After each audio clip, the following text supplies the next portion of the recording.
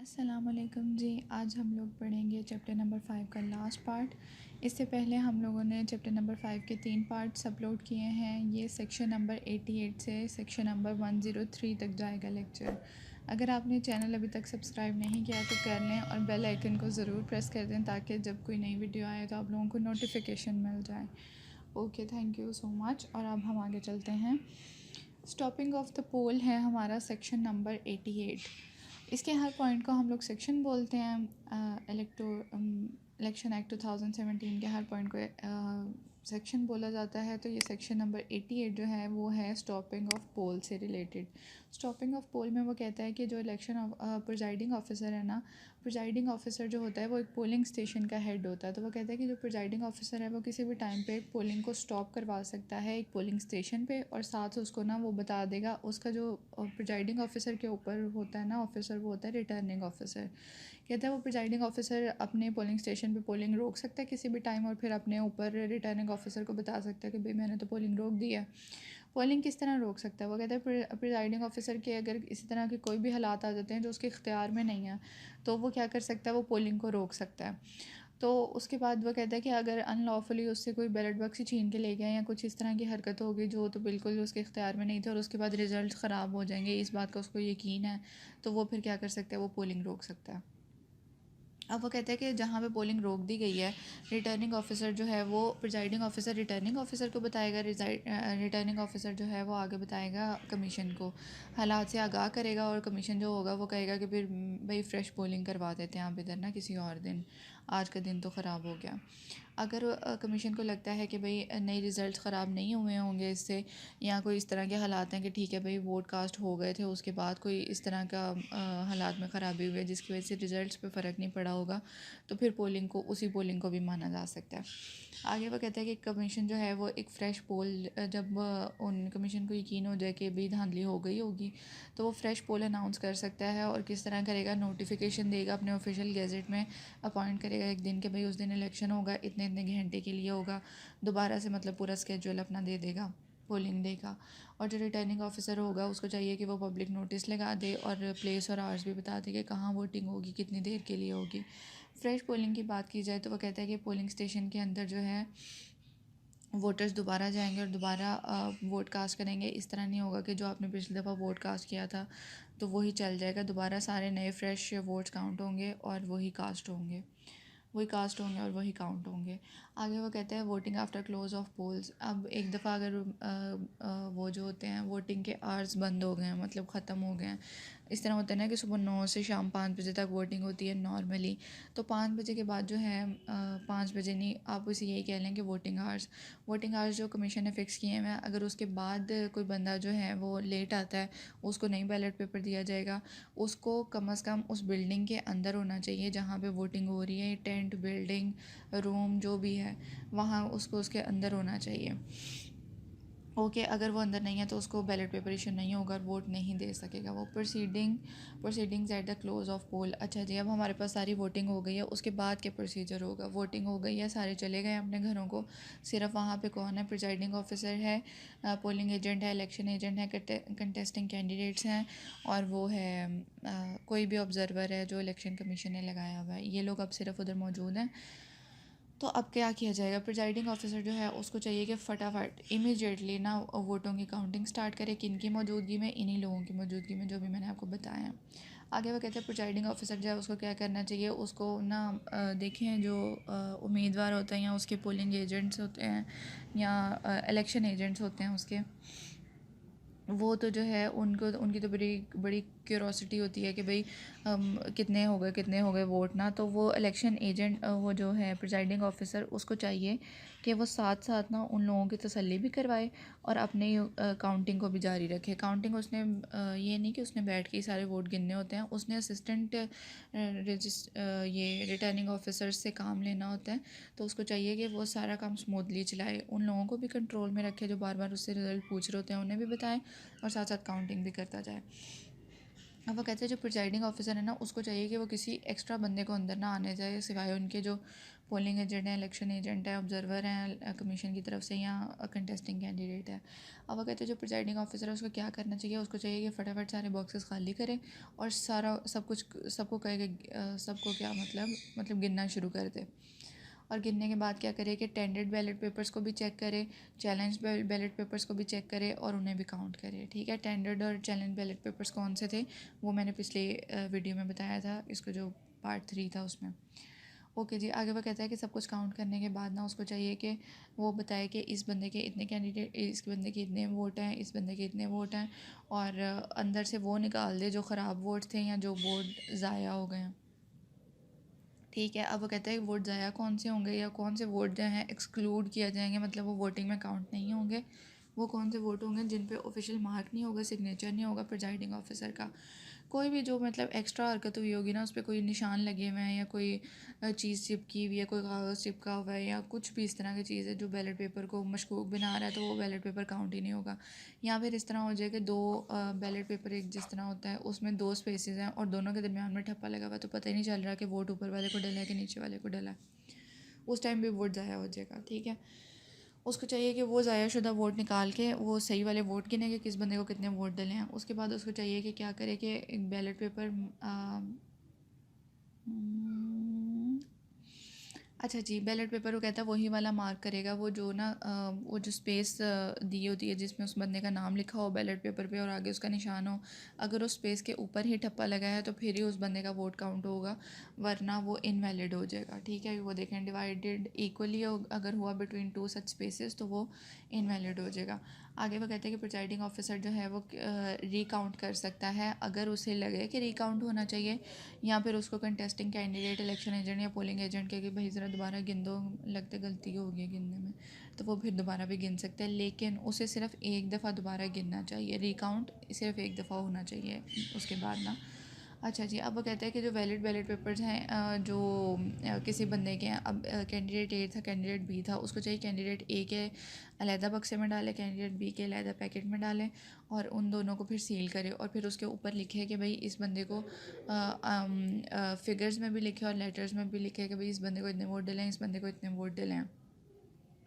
ठीक है, अब वो फिर उसके ऊपर भी लिखे कि भाई ये जो है ये एक कैंडिडेट के वो वोट हैं जो उसको वैलिडली डले हैं और ये जो हैं वो एक्सक्लूड हो गए हैं। ठीक हो गया।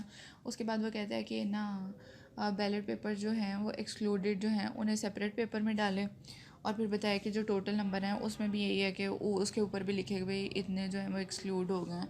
उसके बाद वो कहता है कि जो पैकेट है उसको फिर सील करे, प्रिजाइडिंग ऑफिसर चाहिए कि ना सील करे। सील करने से पहले क्या करे, वो ऊपर पहले छोटे पैकेट्स में डाला था ना, तो उन सारे पैकेट्स को चाहिए, उसे चाहिए कंटेस्टिंग कैंडिडेट्स के पैकेट्स और एक्सक्लूडेड वोट्स जो थे उसका भी पैकेट पकड़ के ना एक प्रिंसिपल पैकेट में डाल दे। ये पैकेट थोड़ा बड़ा होगा, प्रिंसिपल पैकेट में डाले, उसको सील कर दे। किसकी मौजूदगी में सील करे, उन्हीं लोगों की मौजूदगी में सील कर दे जो जिन्हें वहाँ पे खड़ा होना चाहिए। ठीक है, अब वो कहते हैं immediately after the counting prepare करे वो एक रिज़ल्ट ऑफ काउंट। अब ये जो रिज़ल्ट ऑफ काउंट है ना, ये रजिस्ट्रेशन रिटर्निंग ऑफिसर ने भी बनाना है और इसने भी बनाना है। इसने अपने बिहाफ पे बनाना है, रिटर्निंग ऑफिसर अपने टाइम पे बनाएगा। पहले इसका देख लेते हैं। ये चाहिए कि रिज़ल्ट ऑफ काउंट मतलब सिंपल काउंटिंग का जो रिज़ल्ट होगा वो ये बता देगा कितना है और बता देगा हर बंदे को कितने वोट डले हैं और टोटल एक्सक्लूड कितने हो गए, मतलब ज़ाया कितने हो गए जिनका पता ही नहीं चला कि किसको डले हैं या फिर उन पे कोई और मसला था उनके साथ। अब वो कहते हैं प्रिजाइडिंग ऑफिसर को चाहिए कि फटाफट वो प्रिपेयर करे एक बैलेट पेपर अकाउंट।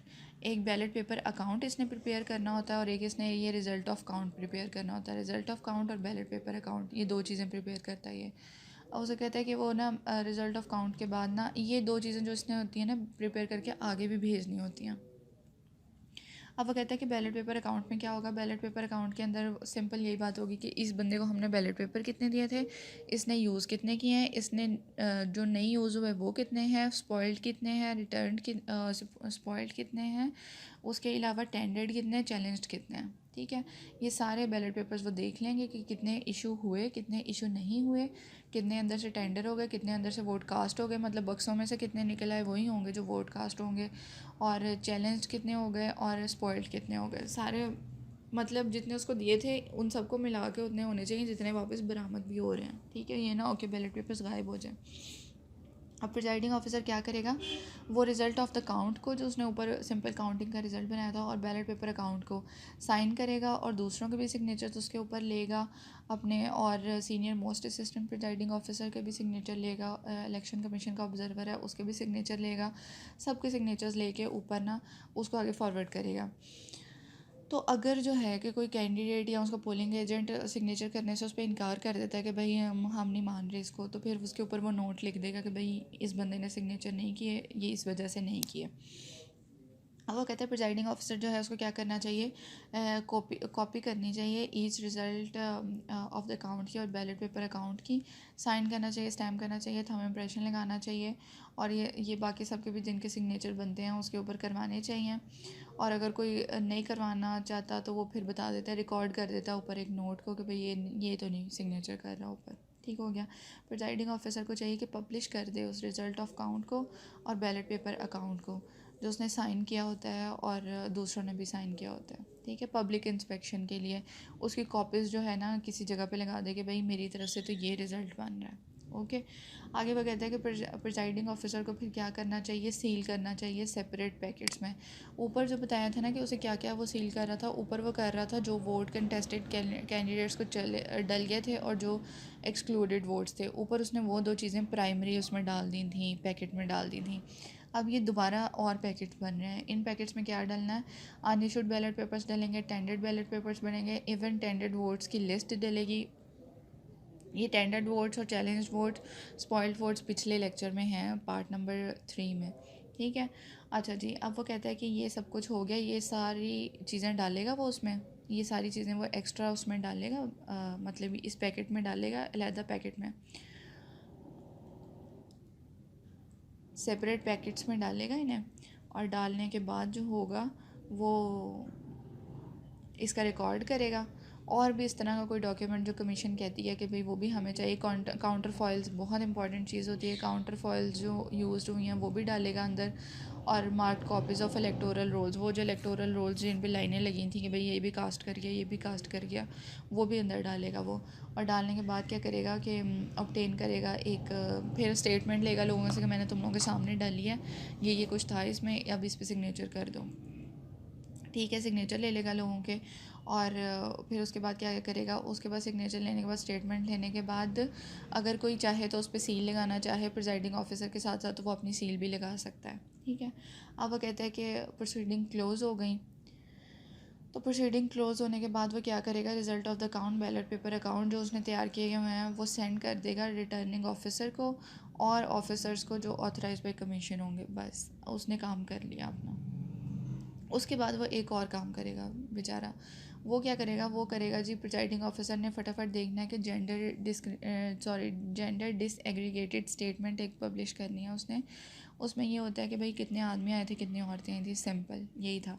वोटर्स कितने आए थे, आदमी कितने थे, औरतें कितनी थी, क्योंकि आपको याद हो तो अगर फीमेल वोटर्स की तादाद 10% से कम हुई तो वैसे ही इलेक्शन का लदम हो जाएगा उस पोलिंग स्टेशन में या उस हलके में जहाँ पे 10% से कम औरतें, टोटल वोट के अगर 10% से कम औरतों के वोट हुए तो मतलब अगर टोटल वोट के 10% से कम औरतों के वोट हुए तो वहाँ पे इलेक्शन को नहीं माना जाता, ये इस एक्ट का रूल है। ठीक है, अच्छा जी, अब वो कहता है कि जो प्रिजाइडिंग ऑफिसर है उसको चाहिए कि वो हाँ, अगर उसको पोलिंग डे पे या पोलिंग के दौरान या पोलिंग के बाद ये शक होता है कि कोई एग्रीमेंट हुआ था कि हमारी औरतें वोट नहीं कास्ट करेंगी, तो वो इसके बारे में भी इलेक्शन कमीशन को आगाह करेगा।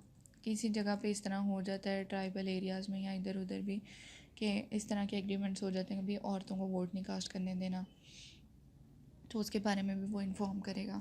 अच्छा जी, आगे वो कहता है announcement of provisional results. Provisional की हमने ऊपर डेफिनेशन पढ़ी थी चैप्टर नंबर 1 में, वो थी कि जो भी फ़ाइनल ना हो, लेकिन ये प्रोविजनल रिजल्ट्स जो होते हैं ये तकरीबन फ़ाइनल होते हैं, लेकिन इसके बाद भी कंसोलिडेशन ऑफ रिजल्ट्स होती है।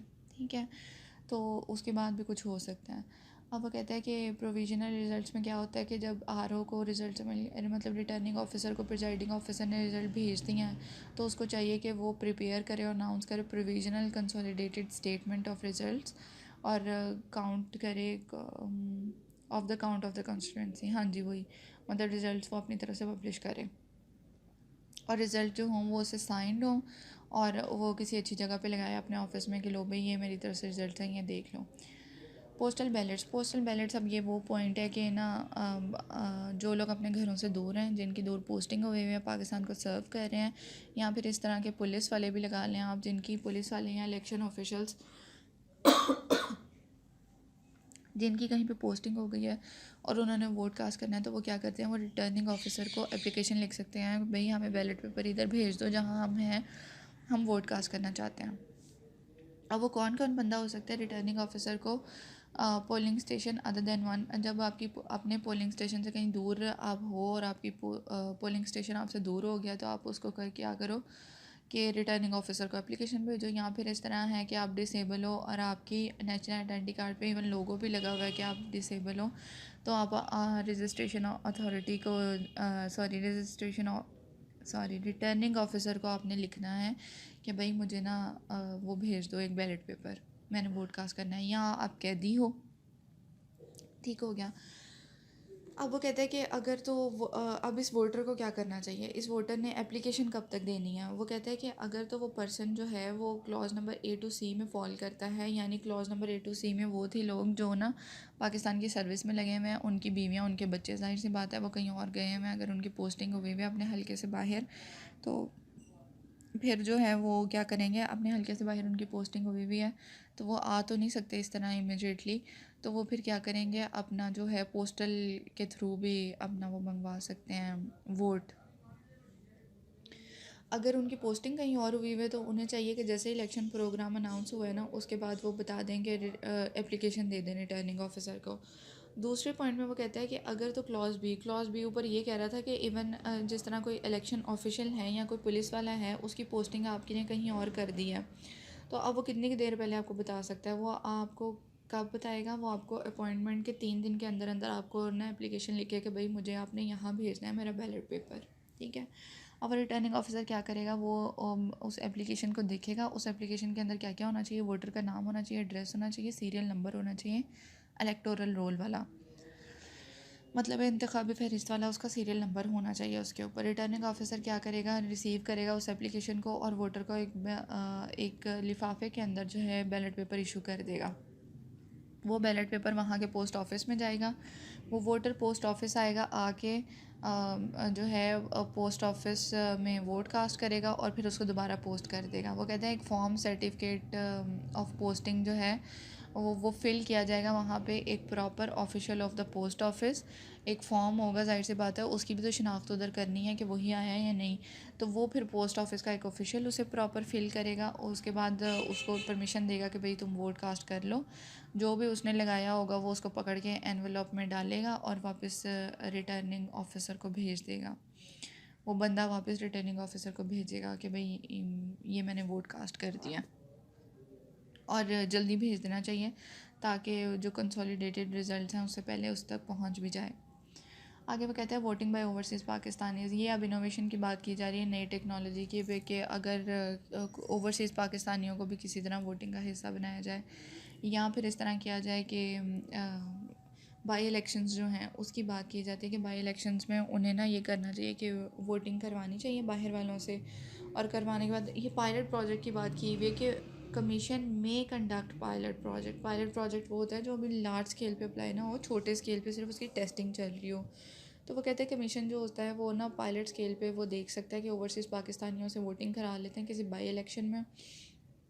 बाई इलेक्शन आपको पता ही होगा जो कैजुअल वैकेंसी फिल करने के लिए होता है, जनरल इलेक्शन नहीं होता, तो उसमें फिर देखा जाएगा कि कितना एफिशिएंट था, कितनी मतलब सिक्योरिटी कैसी रही, कैसा रहा पूरा सिस्टम, और उसको ना उसके बाद रिपोर्ट एक बनाई जाएगी और गवर्नमेंट को भेजी जाएगी इलेक्शन कमीशन की तरफ से कि भाई ये सब कुछ था, और 15 दिन के अंदर अंदर जो है उसे चाहिए कि वो ना उसमें कमेंसमेंट ऑफ अ सेशन में वो मजलिस शूरा में, मतलब ये कि पार्लियामेंट के अंदर वो रिपोर्ट पेश होनी चाहिए कि कैसा रहा ये एक्सपीरियंस ना जो इन्होंने अंदर ओवरसीज़ पाकिस्तानियों से वोटिंग कराई है। अब ओवरसीज़ पाकिस्तानी की डेफिनेशन उन्होंने सेक्शन 94 के पार्ट 2 में उन्होंने डेफिनेशन कर दिया है कि वो बंदा वोटिंग कर सकता है जो ओवरसीज़ पाकिस्तानी हो, सिटीज़न ऑफ पाकिस्तान हो, मतलब वो कि ओवरसीज़ पाकिस्तानी कौन होता है, जो सिटीज़न ऑफ पाकिस्तान हो according to the citizenship act 1951 और होल्डर हो उस NIC कार्ड भी हो उसके पास, और कम अज़ कम उसे 6 महीने हो गए हों पाकिस्तान से गए हुए, चाहे परमानेंट रेजिडेंट हो बाहर या टेम्परेरी रेजिडेंट हो। ठीक हो गया। आगे वो कहते हैं कंसोलिडेशन ऑफ रिज़ल्ट की बात कर ली जाए तो अब है जी रिटर्निंग ऑफिसर जो था ना, उसको एक तो वो मिल गया, अनाउंसमेंट कर दी उसने प्रोविजनल रिज़ल्ट की। उसके बाद क्या करेगा, उसके बाद एक दफ़ा वो दोबारा अपनी चेकिंग स्टार्ट करेगा। वो क्या करेगा, रिटर्निंग ऑफिसर जो है टाइम प्लेस फिक्स करेगा कि ना कंसोलिडेट करना है हमने रिज़ल्ट को, ये पक्का करना है कि भाई रिज़ल्ट यही हैं तो आ जाना। ओके, आ जाना किसको कहेगा, उन्हीं को कहेगा कि कंटेस्टिंग कैंडिडेट इलेक्शन एजेंट हर बंदे को नहीं बुलाएगा, सिर्फ कंसर्निंग बंदों को बुलाएगा। रिज़ल्ट ऑफ द काउंट जो है वो देखेगा, पोस्टल बैलेट्स देखेगा जो उसे रिसीव हुए हैं। पोस्टल बैलेट्स तो वो वाले हैं जो ना, ये ऊपर पोस्टल वाला पॉइंट पड़ा है हमने, जो पोस्ट ऑफिस वाले हैं। पोस्टल बैलेट्स को भी अंदर काउंट करेगा। ठीक है, before consolidating the results examine करेगा बैलेट पेपर्स को। और क्या करेगा, हाँ जी, ये भी यही देखेगा कि कितने किसके फेवर में है। ये नहीं करेगा कि सारे बक्से खोल के बैठ जाएगा, इतना नहीं करेगा, लेकिन किसी हद तक देखेगा। रिटर्निंग ऑफिसर क्या करेगा, काउंट ऑफ बैलेट पेपर्स जो है वो जो रिसीव हुए हैं उसे बाय पोस्ट, उसको भी अंदर इंक्लूड करेगा। जो कोई 8-10 वोट और मिले होंगे वो भी अंदर इंक्लूड करेगा, सिवाय उनके वो ना हो उन्होंने भी उसी तरह की गलती की हो कि भाई 2 डब्बों के दरमियान में लगा दिया, ना पता चल रहा है ऊपर वाले का ना नीचे वाले का, तो वोट ज़ाया हो गया। जो वोट ज़ाया हुए हैं उनको निकाल के जो वोट्स बचे थे उन्हें अंदर काउंट कर लेगा। उसके बाद क्या करेगा, बैलेट पेपर्स जो रिजेक्ट हुए हैं रिटर्निंग ऑफिसर के, उसको सेपरेटली मेंशन करेगा। किस में मेंशन करेगा, कंसोलिडेटेड स्टेटमेंट एक पब्लिश करनी है इसने कि इसके ख्याल में क्या है रिज़ल्ट्स ना। प्रोविजनल रिज़ल्ट पहले कर देगा, कंसोलिडेटेड रिज़ल्ट्स ये बाद में देगा। ठीक है, अब वो कहते हैं कि ना before commencement of the consolidation proceedings, consolidation proceedings शुरू करने से पहले वो क्या करेगा, रीकाउंट कर सकता है बैलेट पेपर्स को of 1 and more polling stations. किसी एक हलके में बहुत सारे पोलिंग स्टेशंस होते हैं, किसी एक या एक से ज़्यादा पोलिंग स्टेशन के बैलेट पेपर्स की रीकाउंटिंग का ऑर्डर दे सकता है ये, अगर इसको रिक्वेस्ट की जाए या इसको आप लगे, या फिर कंडीशंस हों कि आपके 10,000 से कम वोटों का फ़र्क है, या फिर टोटल वोट जितने पड़े हैं उसका 5% से कम मार्जिन है। मतलब दो कंटेस्टेंट्स के अंदर 5% से कम जो हैं वो वोटों का फ़र्क है, टोटल वोटों का 5% देखना है हमने, उससे कम का फ़र्क है।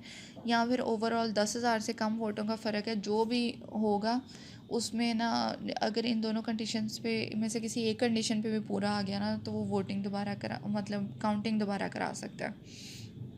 या उसको अपने आप लगे कि भाई कोई रिक्वेस्ट उससे की गई है जो ना इन दोनों शर्तों के अलावा भी कि कोई इस तरह की रिक्वेस्ट की गई है जो उसको लग रहा है कि हाँ भाई ये जेन्युइन बात है, काउंटिंग दोबारा होनी चाहिए, तो वो दोबारा करवा सकता है। और एक और बात, रीकाउंटिंग सिर्फ एक और बार होगी। ठीक है, जैसे हम प्रिजाइडिंग ऑफिसर भी एक बार कर सकते हैं, ये भी एक ही बार कर सकता है। कमीशन जो है before conclusion consolidated proceedings reason recorded, commission जो है वो भी उसको कह सकता है कि भाई इस पोलिंग स्टेशन या इससे ज़्यादा एक या एक से ज़्यादा पोलिंग स्टेशन की काउंटिंग ज़रा दोबारा कर दो हमें ना। उसके अलावा अगर डिफरेंस आ जाए तो वो क्या करेगा, डिफरेंस आ जाए, किससे डिफरेंस आएगा, जो प्रिजाइडिंग ऑफिसर ने उसे पहले भेजा कि भाई ये इतने वोट हैं, ये इतने वोट हैं, ये इतने वोट हैं। अगर फ़र्क आ जाए तो वो क्या करेगा, वो रिकॉर्ड करेगा डिफरेंसेस डिटेल्स, और क्या करेगा कि रिटर्निंग ऑफिसर जो है रिकाउंट किया हुआ है कंसोलिडेशन प्रोसीडिंग्स को देखेगा। ये सारा काम ना उसने करना है 5 दिन के अंदर अंदर। जो उसे कंसोलिडेशन प्रोसीडिंग्स की हम बात कर रहे हैं ना, कि रिटर्निंग ऑफिसर ने ये सब काम करना है 5 दिन के अंदर अंदर पोलिंग डे से। ठीक हो गया। अब वो कहते हैं कि रिटर्निंग ऑफिसर जो है वो 24 घंटे के अंदर अंदर, 5 दिन गुजर गए, उसने अपना काम कर लिया पूरा। अब वो 24 घंटे के अंदर अंदर क्या करेगा, कमीशन को साइंड कॉपीज़ भेजेगा कंसोलिडेटेड स्टेटमेंट्स की। अपने साइन होंगे कंटेस्टेंट के, किसी पोलिंग एजेंट के, किसी इलेक्शन एजेंट के, सबके सिग्नेचर्स के साथ ना वो क्या करेगा, भेज देगा रिज़ल्ट ऑफ द अकाउंट और बैलेट पेपर अकाउंट साथ। ये रिज़ल्ट ऑफ द अकाउंट और बैलेट पेपर अकाउंट तो वो थे जो उसे प्रिजाइडिंग ऑफिसर ने भेजे थे, साथ वो भेजेगा रिज़ल्ट ऑफ द अकाउंट अपना और फाइनल कंसोलिडेटेड रिज़ल्ट। ये रिज़ल्ट ऑफ द अकाउंट ये भी बनाएगा और फाइनल कंसोलिडेटेड रिज़ल्ट जो होगा वो इसका अपना होगा, वो भी भेजेगा ये।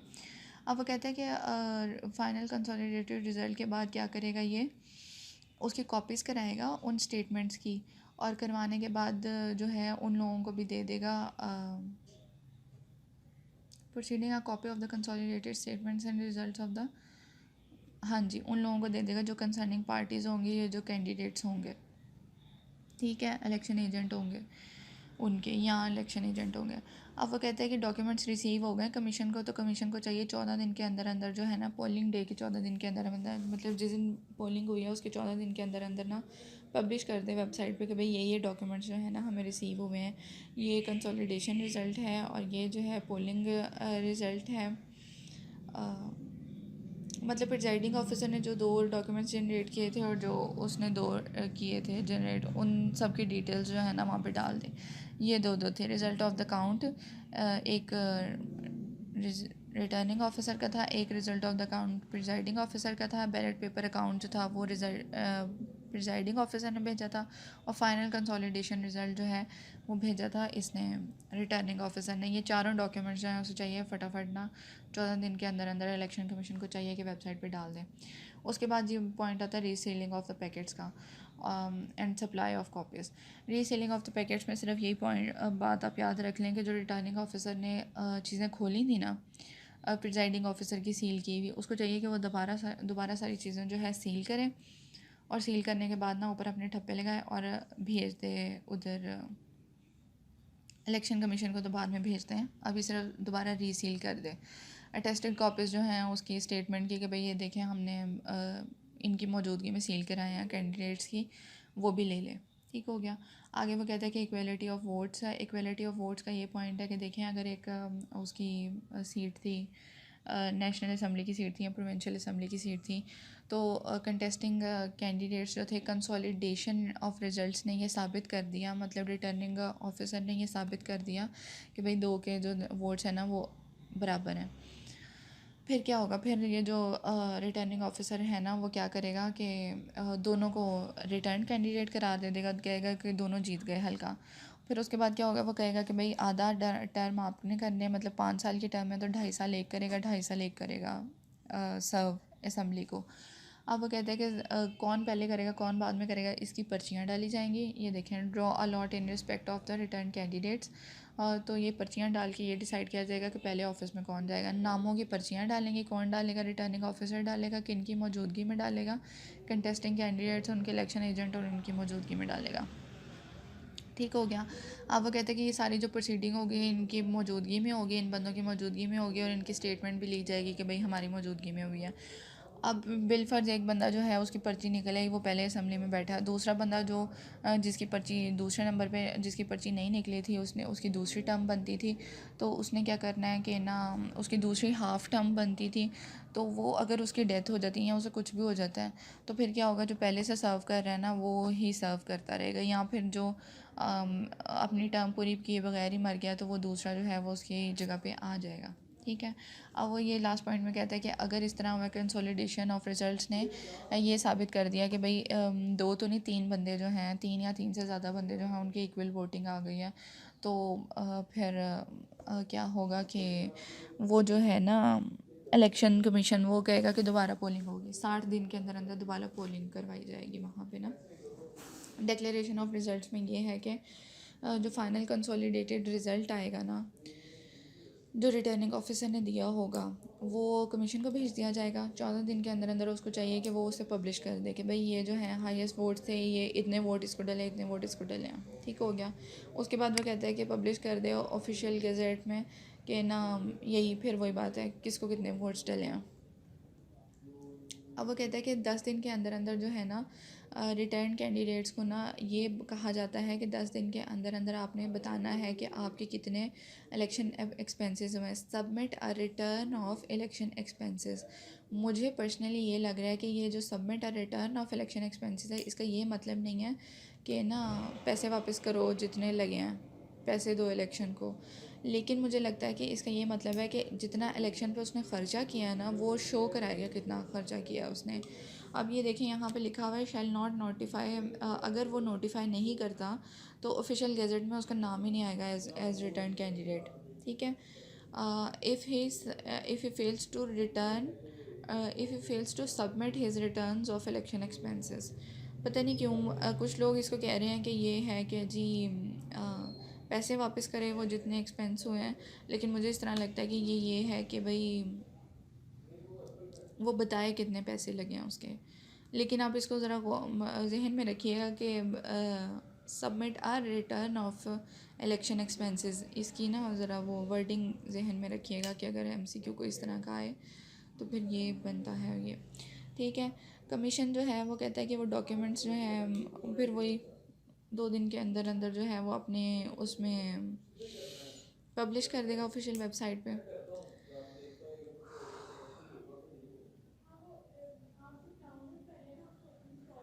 अच्छा, ये 2 दिन के अंदर अंदर पता है उसने कौन से, ये 2 दिन के अंदर अंदर उसने कौन से वेबसाइट पे भेजने हैं, वो उसने सिंपल वो वाला रिज़ल्ट भेजना है कि वोटिंग कितनी डली और किसको कितने वोट डले।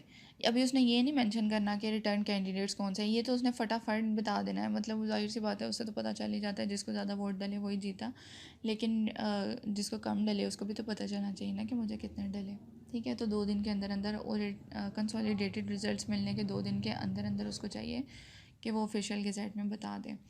आगे वो कहता है document to be detained by the commission. अब वो जी सिंपल फिर वही बातें हैं सारी कि रिटर्न कैंडिडेट जो है उसको चाहिए कि एक टेम्पर्ड एविडेंट बैग, ये एक टर्म देख लें। टेम्पर्ड एविडेंट बैग वो है कि जिसको अगर खोला जाएगा ना तो पता चल जाएगा कि इसको किसी ने खोला है या छेड़ा है। उसके अंदर वो सारा कुछ डाल दे, भाई सारा कुछ ही डाल दे। पैकेट्स बना दे, बैलेट पेपर्स डाल दे, प्रिजाइडिंग ऑफिसर ने जो सील किया, रिटर्निंग ऑफिसर ने सील किया, काउंटर फॉइल्स डाल दे।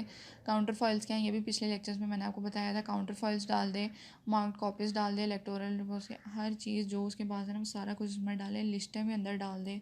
और डालने के बाद ना कमीशन ने कोई और पेपर कहा है तो वो भी अंदर डाल दे। वो डालने के बाद क्या करें, उसको सील कर दें, ठीक है। उन बैग्स को सील करे, ये जो बैग्स का नाम क्या है, temper evident bag. Temper evident bags को सील करे और सील करने के बाद जो है कमीशन को भेज दे। कमीशन ने क्या करना है, कमीशन ने उन्हें स्टोर करना है। हाँ, कहाँ पे स्टोर करना है, ऐसी जगह पे स्टोर करना है जो सेफ़ हो और जहाँ पे ना कोई इसको छेड़ ना सके।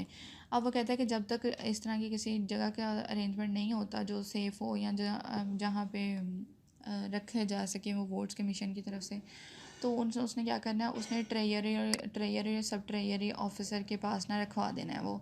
फिर जी ट्रेयरी और सब ट्रेयरी ऑफिसर जो है इसके ज़िम्मेदार हैं, अगर उसमें कोई झोल हुआ इन दोनों को पकड़ लेना, ठीक हो गया, और इन पर केस कर देना। अब वो कहते हैं कि ना अगर कोई पकड़ा गया करते हुए खोलते हुए उसे, या कोई सबूत मिल गया कि उन्होंने उसे खोला है जिसे सील किया गया था रिटर्निंग ऑफिसर और प्रिजाइडिंग ऑफिसर की तरफ से, तो एक्शन लिया जाएगा। कमीशन जो होगा ना अपने पास डॉक्यूमेंट कितनी देर तक रख सकता है, 1 साल तक रख सकता है। उसके बाद जो ट्रिब्यूनल या किसी भी कोर्ट के कहने पे उन्हें डिस्ट्रॉय कर सकता है। लेकिन वो कहता है कि ये ना हो कि उसके ना कोई पिटिशन चल रही हो इलेक्शन की उस हल्के से रिलेटेड या उन वोट से रिलेटेड और आप उसे डिस्पोज कर दो, इस तरह नहीं करना, ठीक है। आगे वो कहता है पब्लिक इंस्पेक्शन ऑफ डॉक्यूमेंट्स। अब जो डॉक्यूमेंट्स ऊपर प्रोड्यूस हुए थे ना कि भाई इतना ये है, इतना ये है, इतना ये है, वो सारा कुछ ओपन कर देना। आप ओपन कर सकते हो लोगों के लिए, इंस्पेक्शन के लिए, ठीक है। जो डॉक्यूमेंट्स बनाए हैं, जो साइन हुए हैं लोगों से, वो सारे अपना और डॉक्यूमेंट्स खोल सकते हो लोगों के लिए कि मतलब देख लो भाई हमने ये इंक्वायरी की है।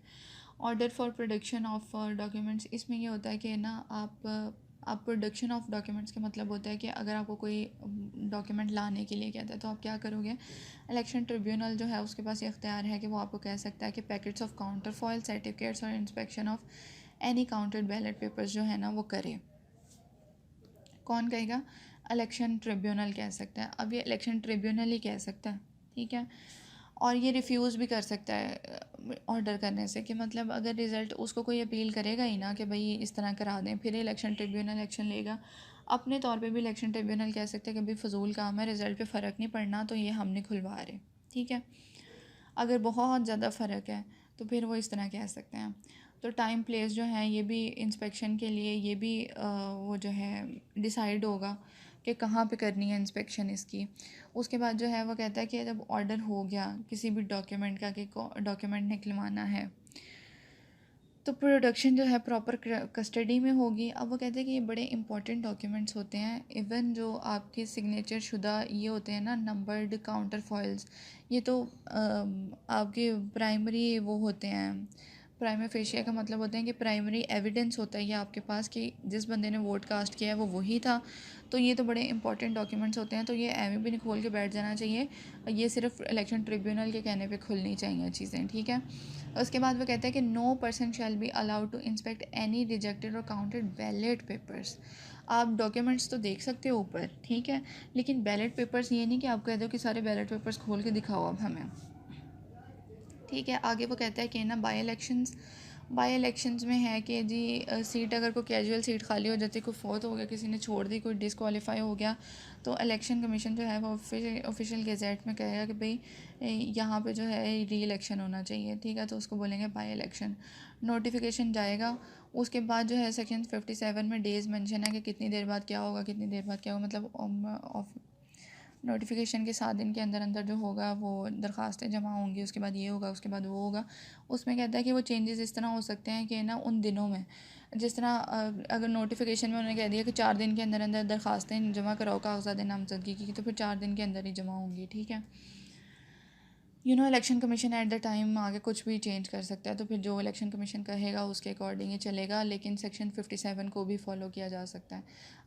Electronic voting and biometric verification में वो कहता है कि देखें नई टेक्नोलॉजी इंट्रोड्यूस करना ना इलेक्शन कमीशन के उधर ऊपर लिखा हुआ है, पावर्स में लिखा हुआ है। तो वो कहते हैं कि क्या नई टेक्नोलॉजी हो सकती है, या तो आप कोई पायलट प्रोजेक्ट लेके आओ इलेक्टोरल वोटिंग का, कि मतलब इलेक्ट्रॉनिकली वोट डाले जाएँ, या दूसरा ये है कि बायोमेट्रिक वेरिफिकेशन कराई जाए वोटर्स की।